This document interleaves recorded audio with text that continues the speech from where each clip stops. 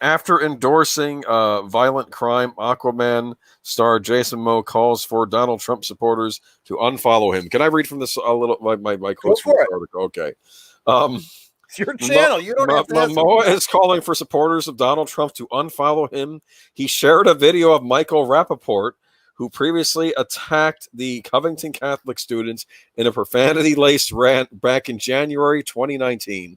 Momoa went on Instagram. Let's make this easy. Bah! Mahalo, Michael Rappaport. Please unfollow me. Let's make it easy. I am completely against Trump. If you like this monster, we have nothing in common. Please unfollow me. Now, aloha, Jay. Bah! The Hollywood celebrity added. In the accompanying post, he shared a video of Rappaport mocking President Donald Trump after the Democrat-controlled House of Representatives impeached him. Rappaport says, "Hey, you F, oh, you F, they impeach you not once but twice, 2 effing times, you a-hole. Oh, golly, what an effing pick me up, you F. They got you again." He continues, "And for all you people out there, oh, censorship, it can happen to you. It won't happen to you if you aren't the effing ass." Okay. Well, anyway. As long as it's a political, you've kind of opened the door to the politics. Let's start with the fact that, yeah, they spent 4 years impeaching, and it wasn't just twice. Anyone who's saying he was impeached twice is a dumbass who hasn't been paying attention. He's been impeached more than twice. None of them have stuck. That's the problem. They haven't been able to prove their cases. So, congratulations. You impeached him. All impeachment means is you accused him of something. You weren't able to make anything stick. I mean, Clinton was impeached. What did that mean? It meant nothing. All it meant was he lost his license to practice law after he left the White House. Woo-hoo! Oh, I didn't know that. Okay. Yeah. Oh, by the way, like he was going to anyway. I mean, you know. Yeah. But seriously, and now talk about the second impeachment. Talk about a charge without merit. I mean, what is impeachment? You want to remove him from office. He's out of office already. What are you going to gain by doing that?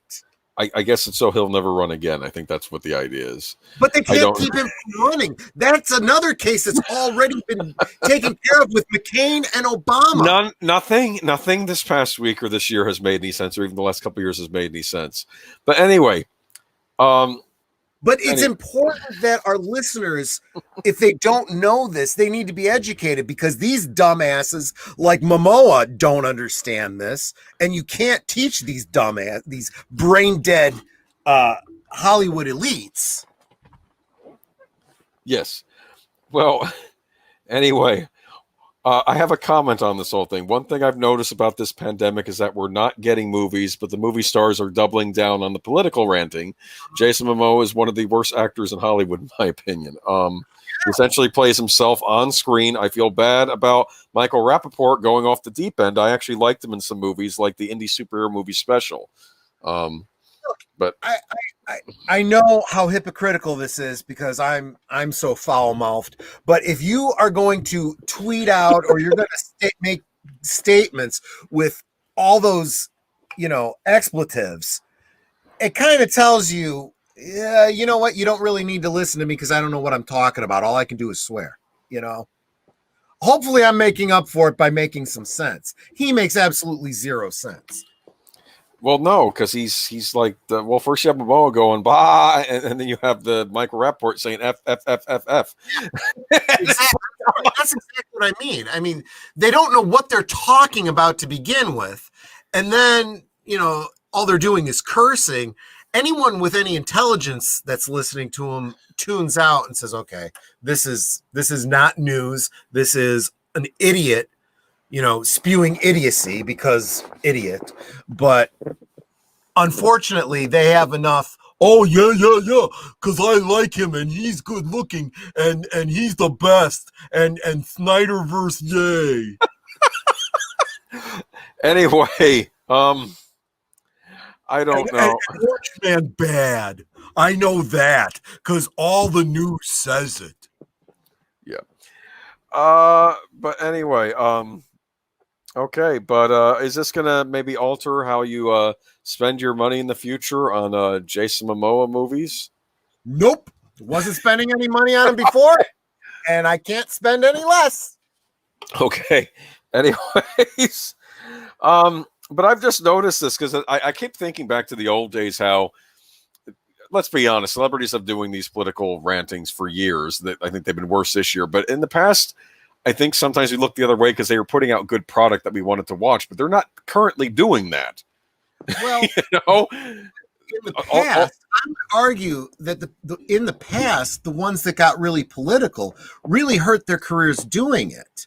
I mean, there's two that stand out to me: Jane Fonda and Marlon Brando. oh yeah, And as soon as they got super political, people tuned out, and they rode their laurels. That's it. They never got good roles after that.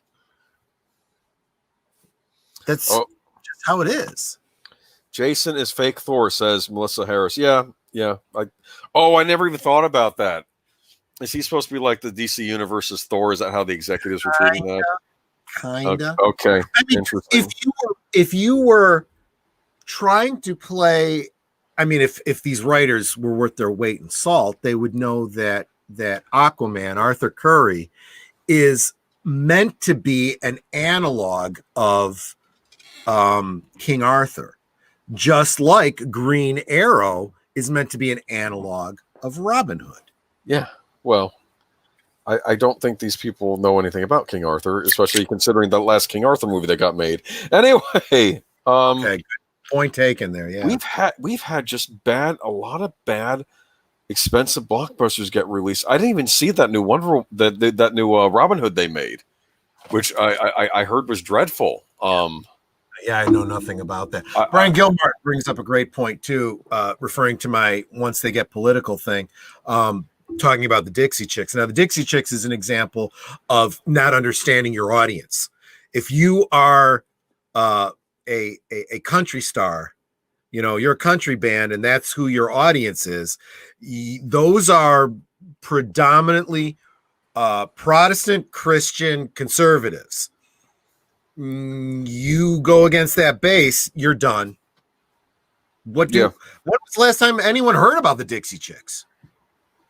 I don't know, Basically, but it's hard to get political. I mean, let's be honest with you. Depending on whose vote count you're counting, regardless, it was a very close election we had, and that's what 70+ million voters. You're basically taking a dump on right there and there. Yeah.